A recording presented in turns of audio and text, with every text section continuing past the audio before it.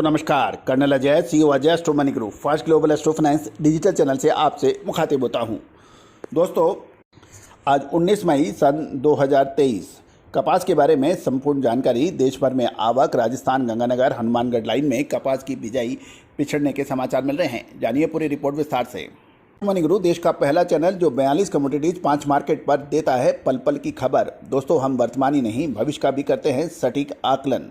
खबर निकल के आ रही है कि राजस्थान के श्री गंगानगर हनुमानगढ़ में कपास की बुआई पिछड़ गई है। खबर निकल के आती है कि चालू खरीफ सीजन में राजस्थान के श्री गंगानगर हनुमानगढ़ जो कि प्रमुख कपास उत्पादक क्षेत्र है, वहाँ पे बुआई पीछे चल रही है। राजस्थान के कृषि निर्देशालय के एक सूचना के अनुसार 14 मई तक गंगानगर और हनुमानगढ़ लाइन की जो टारगेट था उससे 65.80% कपास की बुआई ही हो पाई है।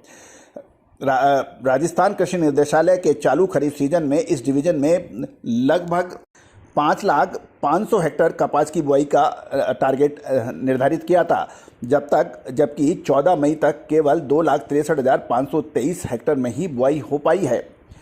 पिछले खरीफ सीजन में समान अवधि में इसकी बुआई 3,62,909 हेक्टेयर में हुई थी। यानी पिछले साल न केवल इस बार कपास के लक्ष्य से बिजाई पिछड़ रही है, अपितु पिछले खरीफ सीजन से भी बिजाई इस बार पिछड़ गई है, क्योंकि पिछले साल समान अवधि में 3,62,909 हेक्टेयर में हुई थी, जो घटकर अब 2,63,523 हेक्टेयर में ही हो पाई है।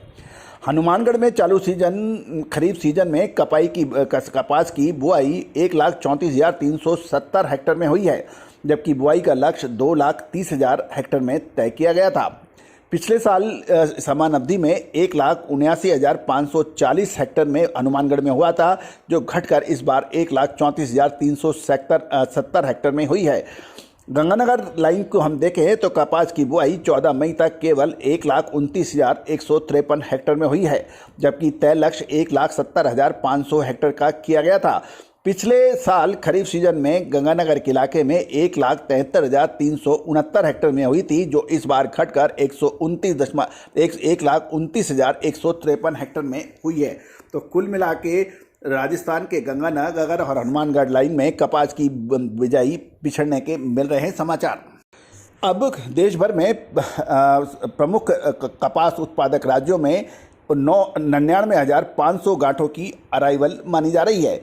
देश के प्रमुख कॉटन प्रोड्यूसिंग स्टेट्स के अंदर मंडियों में गुरुवार को कॉटन की आवक 99,500 गांठों की हुई थी, यानी लगभग 1 लाख बेल्स, जबकि पिछले यदि हम एक दिन पहले देखें यानी बुधवार को तो ये 96,000 गांठ हुई थी, जो इस बार बढ़कर गुरुवार को 99,500 गांठों की हुई है।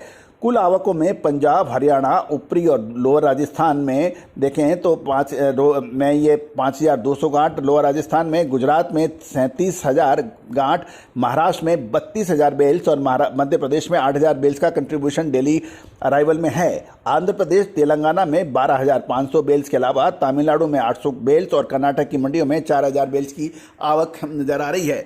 दोस्तों गौरतलब है कि हमने आपको एक अग्रिम अनुमान जाहिर किया था कि 10 मई के आसपास 5-7 दिन आगे पीछे कपास के अंदर एक बार पुनः तेजी बन सकती है।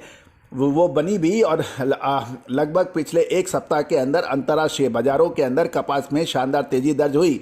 एक दिन में 2-3% की भी तेजी दर्ज हुई और ये 79 सेंट से बढ़कर 86 सेंट बाजारों में हो गया। लेकिन इसका पूरा प्रभाव भारतीय बाजारों पर देखने को नहीं मिला और अंतर्राष्ट्रीय बाजारों की तर्ज पर भारतीय कपास के दाम उतने नहीं बढ़ पाए। इसका प्रमुख कारण अराइवल में बढ़ोतरी, साथ साथ किसानों में डर के साथ साथ जो जिनर्स हैं, स्पिनर्स हैं और वीवर्स हैं, इन सभी के अंदर एक डर बैठा हुआ है कि कपास के भाव आगे और घट सकते हैं। अतः जिनर्स हो या स्पिनर्स हो या फिर वीवर्स हो, वो आवश्यकता अनुसार ही माल खरीद रहे हैं। यही वजह है कि अंतर्राष्ट्रीय बाजारों में भाव बढ़ने के बाद भी भारत के अंदर कपास के भाव आशातीत नहीं बढ़े हैं। गौरतलब है कि भारतीय कपास अंतर्राष्ट्रीय बाजारों में अभी भी अधिक महंगी है, इसलिए निर्यात पे भी जोर नहीं हो पा रहा है और निर्यात भी लगातार कम हो रहा है। दोस्तों याद रखिएगा, कि भाव अंतर्राष्ट्रीय ही चलेंगे और उसके अनुरूप ही भारतीय किसानों को और व्यापारियों को ट्रेड करेंगे तो वो वर्ल्ड कॉटन मार्केट में अपना शेयर रखेंगे। दोस्तों, कॉटन के ऊपर समय समय पर हमने जो विज्ञप्ति दिया है, जो विश्लेषण दिया है, वो सत्य साबित हुए हैं। आगे वाले 2 महीने बहुत महत्वपूर्ण साबित होंगे खरीफ की फसल के लिए, क्योंकि खरीफ में कपास का प्रमुख योगदान होता है।